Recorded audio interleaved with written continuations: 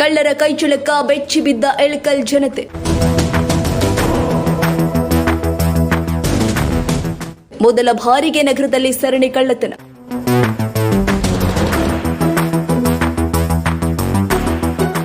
ತನಿಖೆಗೆ ತಯಾರಿಯಾದ ಪೊಲೀಸರು.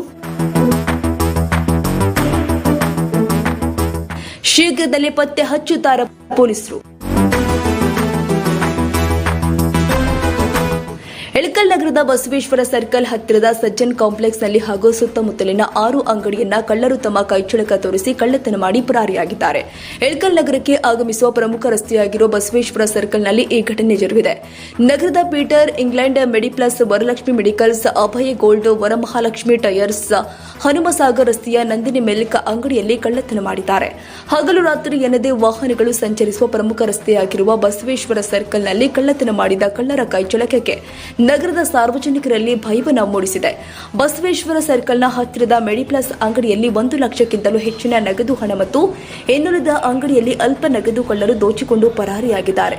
ಸ್ಥಳಕ್ಕೆ ಪಿಎಸ್ಐ ಎಸ್ಆರ್ ನಾಯ್ಕ ಭೇಟಿ ನೀಡಿ ಪರಿಶೀಲನೆ ಮಾಡಿದ್ದಾರೆ. ಅತಿ ಶೀಘ್ರದಲ್ಲಿ ಕಳ್ಳರನ್ನ ಬಂಧಿಸುವುದಾಗಿ ಹೇಳಿದ್ದಾರೆ.